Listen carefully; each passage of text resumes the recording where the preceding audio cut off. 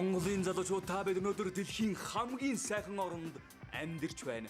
Учир нь зөвхөн Монголын залуучууд та бид маргаашийн талхны мөнгөө бодлогүй өнөөдөр юу байгаа бүхнээрээ шоудж чаддаг.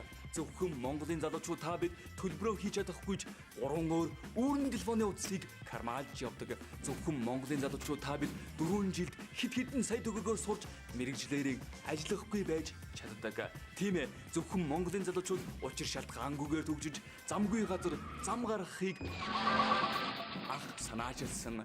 Тийм ээ, зөвхөн залуус та бид өөр хинж биш Монголын ирээдүй залуус хөтөлбөр.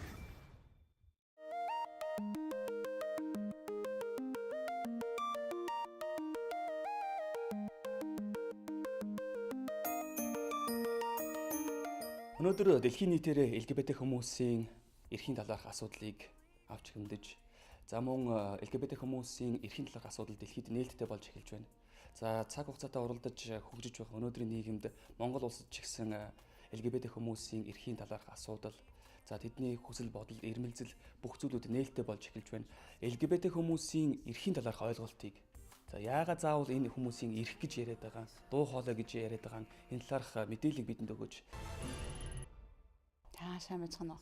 Ер нь бол их чухал асуудал та тийм. Хүн болгон өөр юм гэсэн хүний эрхтэй.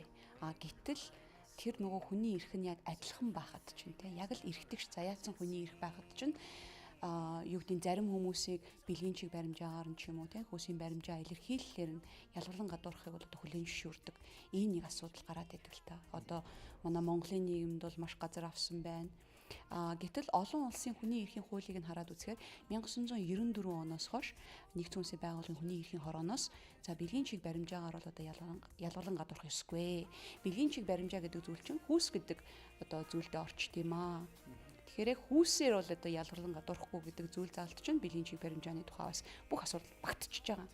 Гэтэл бол одоо бас л манай Монголд энэ бас л хурж ирээгүй те гендер эрхтэгч байдал гэж яригдах болгонд бол те хүүсийн эрхтэгч байдал гэж яригдах болгонд бол бэлгийн чиг баримжааны асуудал ороод явж явах хэвээр байтал бас л эндээ хүрээгүй байна. Тэгэхээр Анара өнөөдөр гей лесбиан хүмүүсийн амьдрал ямар байна? Ажилд ороход ямар байна? За ажил амьдралд ямар асуудал бэрхшээлүүд гарч ирж байна? Өнгөрсөн жил бол одоо санаж байгаа штэ тийм 2010 онд нэлээд хүний эрхийн тогтмол түгээмэл хэлцүүлэх гэж ярьлаа. Тэрэнд нь бол одоо Монголын бүхий л төрлийн хүний эрхийн практик ямар байна те хүний эрхээр хэрэгжиж гэнэ үгүй гэдгийг дүнсэн байгаа. Женевт 2010 оны 11 сард. Тэрэнд нь бол одоо 7 орн Монгол улсын засгийн газрыг за энэ LGBT хүмүүсийн эсрэг гараад байгаа ялгарлан гадуурхалт хүчирхийллийг зогсоох арга хэмжээ авна уу. Тэгээ ялгарлан гадуурхалтын эсрэг хуультай болооч гэсэн бүр тодорхой 5 зөвлөмж өгсөн байгаа. Эдгээр 5 зөвлөмжийг бол одоо Монголын засгийн газар маш сайхан хүлээж аваа. За тийм ээ бид нар үнэхээр ялгарлан гадуурхалтыг одоо байх ёсгүй юм аа. Хэнийг ч гэсэндээ ямар ч байдлаар нь хэрвээ хүнд хорг юм учруулаагүй бол тийм ээ. Энэ одоо эрхтэгч эрхийг нь бол одоо хүлээн зөвшөөрөх ёстой юм. Хүндлэх ёстой юм гэсэн үүднээс хандаад нэлээд бас үйл ажиллагаа явуулж эхлэх гэж байгаа шиг байна. Тэгэхээр би зөв ойлгож байна уу? Манайд хүний эрхийн одоо хууль тогтоомжууд байдаг ч гэсэн хүүсийн чиг баримжаа гэсэн энэ зүйл заалт бол байдаггүй юм байна шүү дээ, тийм ээ. Тийм, ер нь бол бэлгийн чиг баримжаа, хүүсийн баримжаа илэрхийлэх гэсэн одоо тодтолтоо үүгээр ялгарлан гадуурхгүй гэсэн нэг ч үг өгүүлбэр хаанч байдаггүй юм аа. Тэр нь бас их хүнд. Тэр өнөөдөр бол ялгарлан гадуурхалт бол Монголд бол байгаа гэж үзэж ойлгож байна уу? Тийм. LGBT хүмүүстэй ингээд яриа сууж байхад те ажлынхаа байрнаас халагдаагүй ч юм уу те эсвэл ажлынхаа байран дээр айгүй эвгүй байдалд орсоор байгаад өөрийнхөө одоо гей лесбиан эсвэл бисексуал трансгендер байдлаасаа болоод их эвгүй байдалд орсоор байгаад ажлаасаа гараагүй ч юм уу эсвэл эрүүл мэндийн үйлчилгээ авах гээд очихт нь бас л ямар нэгэн байдлаар эвгүй байдалд оруулаад гаргаад те эсвэл одоо гэр орондоо одоо хүчирхийлэл амсаагүй ийм хүмүүс маш цөөхөн байдаг нь LGBT хүмүүсийг хэр зэрэг ойлгодоггүй вэ тий мэдлэг одоо мэдээлэл байхгүй байна гэдгийг харуулдаг байгаа байхгүй. Гэтэл бол юу гэдэг үндсэндээ ялгарлан гадуурхалт гэдэг маань манай Монголд үзэн ядлын үүднээс явагдаад байна уу? шашны үүднээс явагдаад байна уу? Соёл моёл гэдэг үүднээс явагдаад байна уу? Үгүй. Ерөөсөө л мэдлэг мэдээлэлгүй байдлаас явагдаад байгаа гэдгийг бол одоо бид нар хардаг л да.